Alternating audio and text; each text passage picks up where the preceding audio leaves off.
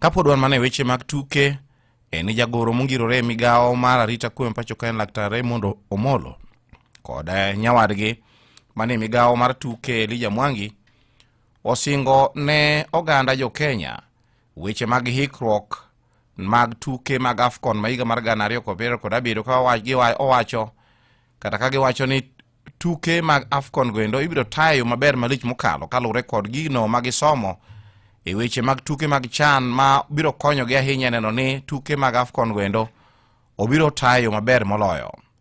Kane owuoyo seche mane Eric otimo limbe alap ma baba dogo ma jatelo noendo nowacho ni piny owacho ochiwore gi yore te mara neno ni tuke mag CHAN obiro dhi maber moloyo. Security officers together with the Federation and the Ministry of Sport have really gone out of their way to make sure that we have a successful tournament. And up to this point in time, we have made adjustments where there were gaps of security. Of course, that has also come with a bit of inconvenience. You've spoken to the challenge of traffic. To korka kore to jagoro mongirore Mwangi to ne opako malich mokalo yo ma otago do tuke mag CHAN kowacho ni ongiso makare ni piny owacho chiwore ne weche mag tuke kendo ne weche mag tuke obede maber thur kaendi.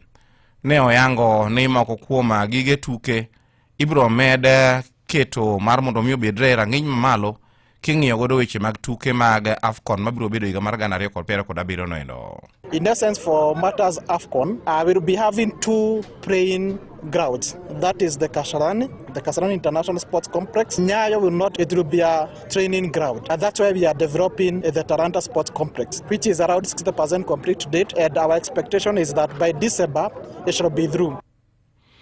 Bende ne owacho ni kod geno maduong' ni team mar Harambee Stars dhi bedo joloch e tugo mag CHAN gendi. Our expectation is that Harambee Stars are gonna take the trophy. There's no two ways about it. And the over 450 million, that is the prize money from CAF, will be left here in the country. So that now the teams like the Babadogos and the other clubs across the country can benefit from that money. Because as a government, we are not able to support every other club. That is the response.